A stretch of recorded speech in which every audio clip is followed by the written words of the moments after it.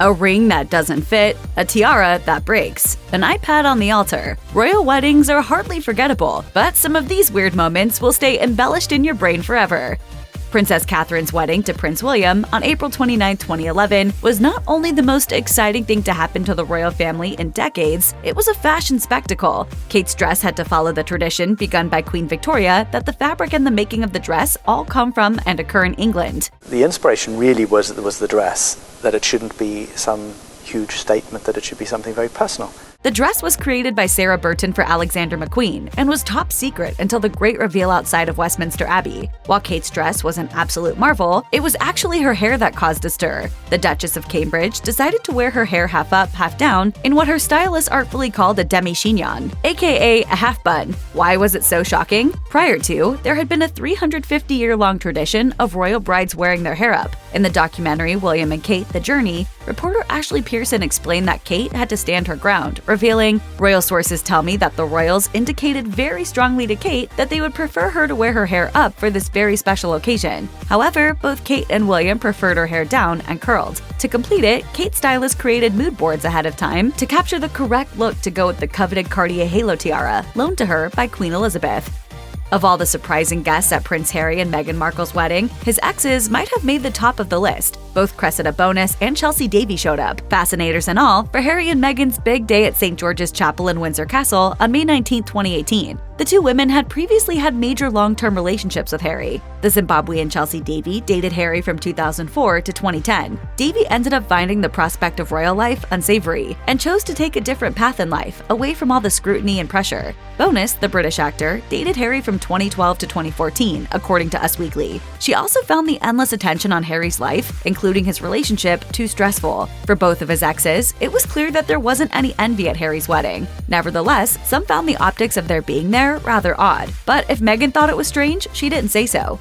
King Charles hasn't always been the media's darling, certainly not when it comes to any conversation about Princess Diana. But when it came to Prince Harry and Meghan Markle's wedding day, Charles was the big hero. Thomas Markle, Meghan's dad, didn't attend the royal wedding because of reports of a heart attack that followed news that he posed for paparazzi for money. This left Meghan in the lurch when it came to the tradition of being walked down the aisle, so Harry turned to his father for help, telling the BBC, "I asked, and I think he knew it was coming, and he immediately said, 'Yes, of course, I'll do whatever Meghan needs, and I'm here to support you.'" For him, that's a fantastic opportunity to step up and be that support. Author Robert Hardman wrote in The Queen of Our Times, The Life of Elizabeth II, how Charles and Meghan came up with a compromise that worked for both of them. When Charles offered to step in for Meghan, she didn't just give a flat yes. Instead, according to a friend, she said, "Can we meet halfway?" Ultimately, everyone got what they wanted. Meghan got to enter her wedding ceremony on her terms, while Charles got the chance to step in for his son and daughter-in-law.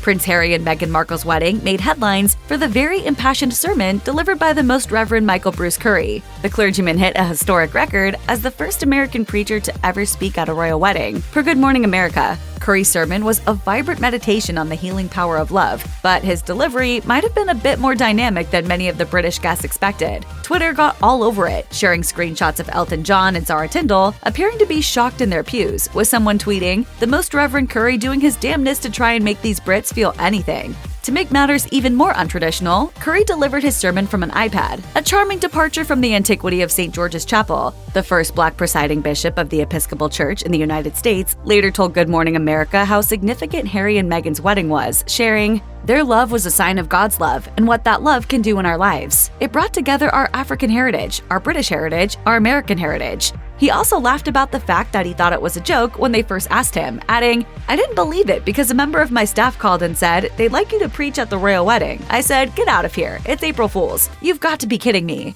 Prince Harry and Meghan Markle's wedding created a lot of headlines, to say the least. This particular story involves jewelry, namely Harry's. This is the piping hot tea. Here we go. A little slice of home. It's a royal tradition that the groom does not wear a wedding ring. The late Prince Philip didn't wear a wedding band, whereas, according to Prince Philip revealed, Queen Elizabeth wore a classic Welsh gold ring that has a private inscription. Prince William also opted out of wearing a wedding band. However, Harry decided to wear a wedding band on his left ring finger. While Meghan's wedding ring is made of Welsh gold, typical of the royal style, Harry's is made of platinum, as noted in Vogue. Royal correspondent Penny Junor told the outlet, "I think it shows, as if proof were needed, that Harry is the least conventional member of the royal family. Harry's chosen to do what most married men do today." Princess Diana and Prince Charles married at St. Paul's Cathedral, with Diana sporting a train that was over 25 feet long. Clearly, there was nothing minimal about this big day. That said, they didn't exactly get hitched without a hitch. With millions watching, Diana made a little jumble of her wedding vows to Charles. It went a little like this. I, Diana Frances, I, Diana Frances, take thee, Charles Philip Arthur George. take thee, Philip Charles Arthur George. Given all of the eyes that were on her that day, we've got to cut the princess some slack for that switcheroo. But it wasn't just Diana who mixed up a few key words during the ceremony. The BBC pointed out that Charles also made a fumble, adding, "Wedding day nerves were apparent during the ceremony. The groom referred to thy goods rather than my worldly goods." That's not even the end of it. The two also totally skipped right past the kiss at the end of their ceremony. Charles and Diana eventually exchanged a post-ceremony smooch on the balcony, a move that ended up becoming a new royal wedding tradition. While all of these mishaps sure made for an entertaining event, they seemingly foreshadowed the pair's marital drama.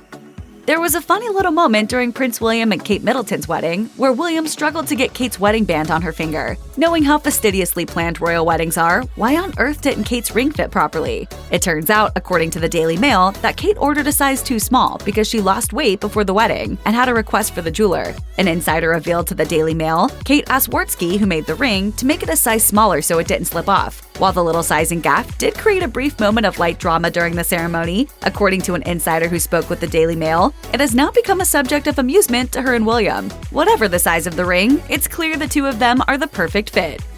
There was major drama for Queen Elizabeth II on November 20th, 1947. While prepping for her wedding to Prince Philip, Elizabeth's hairdresser was securing the Russian fringe tiara loaned to her by her grandmother, Queen Mary, when it broke with only hours to spare before the event. To make matters even more stressful, clips of their wedding were going to be televised that day, a monumental experience for that era. So visual perfection was everything. Thanks to the fastidious preparation that goes into royal weddings, there was no need for a backup tiara or glue, nor would the ceremony be postponed. The royal jewelers, via police escort, whisked the broken headpiece away and put it back together in the nick of time. In a sort of charming touch, photographs from the day show that there's a slightly uneven gap between the highest point of the tiara and the second point. It just shows that even for royals, accidents happen.